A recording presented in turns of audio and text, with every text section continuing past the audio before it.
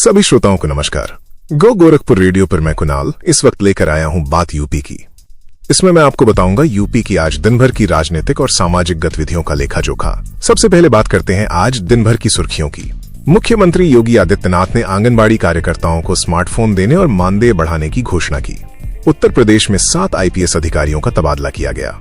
लखनऊ में आयोजित कौशल महोत्सव में 8000 से अधिक युवाओं को नौकरी मिली। देहरादून में बारिश के कारण हुए हादसे में उत्तर प्रदेश के 6 मजदूरों की मौत हो गई। प्रयागराज में एक दुर्लभ आनुवंशिक स्थिति का मामला सामने आया, जिसमें एक लड़की में लड़कों के गुण मिले। हमीरपुर जेल में एक बंदी की पीट-पीटकर हत्या कर दी गई, जिसके बाद जेलर को निलंबित किया गया। लखनऊ में ऑनलाइन गेम में 14 लाख रुपए गंवाने के बाद एक छात्र ने आत्महत्या कर ली। प्रतापगढ़ में नौचंदी एक्सप्रेस को पलटाने की साजिश को लोको पायलट की सूझबूझ से नाकाम किया गया। अब बात करते हैं इन खबरों के विस्तृत विवरण की। मुख्यमंत्री योगी आदित्यनाथ ने प्रदेश की आंगनबाड़ी कार्यकर्ताओं को बड़ी सौगात दी है। उन्होंने प्रधानमंत्री नरेंद्र मोदी द्वारा शुरू किए गए स्वस्थ नारी सशक्त परिवार अभियान के तहत घोषणा की है कि आंगनबाड़ी कार्यकर्ताओं को जल्द ही स्मार्टफोन दिए जाएंगे। इसके साथ ही उनके मानदेय में भी वृद्धि की जाएगी। इस अभियान के तहत उत्तर प्रदेश के 75 जिलों में 20,324 स्वास्थ्य शिविरों की शुरुआत की गई है, जहां महिलाओं और बच्चों के लिए मुफ्त जांच की सुविधा उपलब्ध होगी। उत्तर प्रदेश में बुधवार को 7 IPS अधिकारियों का तबादला किया गया। इस फेरबदल में 3 जिलों के SP और ASP भी शामिल हैं। देवरंजन वर्मा को पुलिस उप महानिरीक्षक प्रशिक्षण निदेशालय लखनऊ भेजा गया है। वहीं अभिजीत कुमार को मेरठ का ASP ग्रामीण बनाया गया है। अन्य अधिकारियों को भी नई जिम्मेदारियां दी गई हैं, जिसमें अतुल कुमार श्रीवास्तव को पुलिस उपायुक्त कानपुर और शैलेंद्र कुमार सिंह को पुलिस उपायुक्त गौतम बुद्ध नगर बनाया गया है। लखनऊ के कॉल्विन कॉलेज में आयोजित 2 दिवसीय कौशल महोत्सव में 8124 युवाओं को रोजगार मिला। इस महोत्सव में 30,387 युवाओं ने पंजीकरण कराया था, जिनमें से 14,400 इंटरव्यू हुए। हालांकि भारी बारिश के कारण महोत्सव का समापन और नियुक्ति पत्र वितरण कार्यक्रम स्थगित करना पड़ा। समाजवादी पार्टी के मुखिया अखिलेश यादव ने भाजपा पर गंभीर आरोप लगाते हुए कहा कि पार्टी के पास फर्जी आधार बनाने की मशीन है, जिसका इस्तेमाल चुनाव में फर्जी वोट डलवाने के लिए किया जाता है। उन्होंने SIR मुद्दे का जिक्र करते हुए कहा कि महोबा में एक ही पते पर 4000 से ज्यादा वोट दर्ज हैं। उन्होंने कार्यकर्ताओं से अपने वोट बचाने और फर्जी वोट रोकने का आग्रह किया। अखिलेश ने गोरखपुर एनकाउंटर पर भी सवाल उठाए और कहा कि एनकाउंटर से कानून व्यवस्था बहाल नहीं होती। नगीना से सांसद और आजाद समाज पार्टी के अध्यक्ष चंद्रशेखर आजाद ने बरेली में एक प्रबुद्ध जन सम्मेलन को संबोधित करते हुए कहा कि उत्तर प्रदेश विकास नहीं बल्कि विनाश के रास्ते पर है। उन्होंने सरकार पर संवेदनहीन होने का आरोप लगाते हुए कहा कि मुसलमानों और कमजोर वर्ग के लोगों पर अत्याचार हो रहा है। उन्होंने जातिगत जनगणना की मांग की और कहा कि चुनाव EVM की बजाय बैलेट पेपर से होने चाहिए। आगजनी के मामले में सजा काट रहे सपा के पूर्व विधायक इरफान सोलंकी को गैंगस्टर के मुकदमे में पेशी के लिए महाराजगंज जेल से कानपुर लाया गया।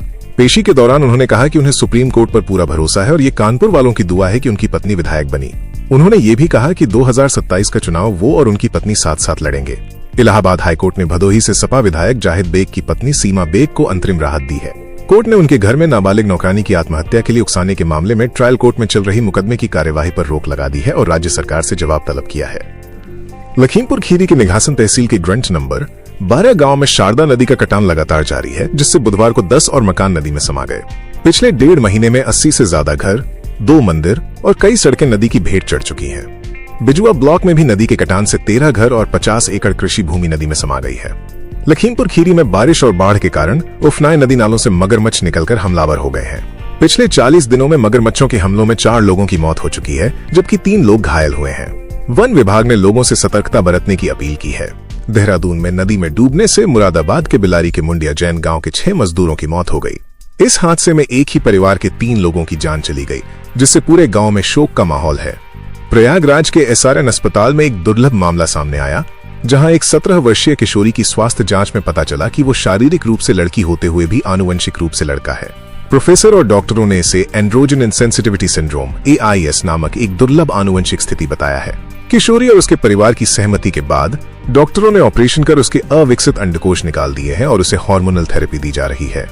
Association of mutual funds in India MF के आंकड़ों के अनुसार इक्विटी म्यूचुअल फंड में पैसा लगाने के मामले में उत्तर प्रदेश के निवेशक सबसे आगे हैं। यूपी का कुल AUM प्रबंधन के अधीन परिसंपत्ति 3.54 लाख करोड़ रुपए है, जिसमें से 77.43% इक्विटी योजनाओं में निवेश किया गया है। इस मामले में यूपी ने महाराष्ट्र, दिल्ली और गुजरात जैसे बड़े राज्यों को भी पीछे छोड़ दिया है। अब बात करते हैं अपराध की खबरों की। हमीरपुर जिला कारागार में बंदी अनिल द्विवेदी की कथित तौर पर पीट-पीट कर हत्या कर दी गई। मृतक की पत्नी ने आरोप लगाया है कि काम न करने के बदले 20,000 रुपए मांगे गए थे और रुपए न देने पर उसे मार डाला गया। पोस्टमार्टम में शरीर पर चोटों के 7 निशान मिले हैं। इस मामले में जेलर केपी चंदीला को निलंबित कर दिया गया है और डिप्टी जेलर समेत 8 लोगों के खिलाफ हत्या व जबरन वसूली का मुकदमा दर्ज किया गया है। घटना के विरोध में वकीलों ने प्रदर्शन भी किया। लखनऊ के मोहनलालगंज में ऑनलाइन गेम फ्री फायर में 14 लाख रुपए हारने के बाद एक 13 वर्षीय छात्र यश ने आत्महत्या कर ली। जांच में पता चला है कि यश बिहार के एक युवक से बात करता था और आत्महत्या से एक दिन पहले उसने 51,000 रुपए ट्रांसफर किए थे। पुलिस को शक है कि यश किसी साइबर जालसाज के चंगुल में फंस गया था। हाथरस में समोसा और मिठाई बेचने वाले आकाश नाम के युवक ने HDFC बैंक को 5 करोड़ रुपए का चूना लगा दिया। उसने चालू खाता खोलकर ओवरड्राफ्ट के जरिए ये रकम निकाली। पैसा आने के बाद उसने 3 लाख की बाइक खरीदी और दिल खोलकर उधार भी बांटा। पुलिस ने आरोपी को गिरफ्तार कर लिया है और इस मामले में बैंक अधिकारियों की भूमिका को भी संदिग्ध मान रही है। अभिनेत्री दिशा पाटनी के बरेली स्थित घर पर हुई फायरिंग की जिम्मेदारी रोहित गोदारा और गोल्डी बरार गैंग ने ली है। मामले की जांच कर रही पुलिस को पंजाब, राजस्थान, हरियाणा और दिल्ली से 515 अपराधियों की सूची मिली है जो पहले ऐसे गैंग से जुड़े रहे हैं। पुलिस अब जमानत पर छूटे युवा अपराधियों का डेटा खंगाल रही है। प्रतापगढ़ में प्रयागराज से सहारनपुर जा रही नौचंदी एक्सप्रेस को पलटाने का प्रयास विफल हो गया। अराजक तत्वों ने परियावा के पास रेलवे ट्रैक पर एक स्लीपर रख दिया था जो ट्रेन के इंजन से टकराकर टूट गया।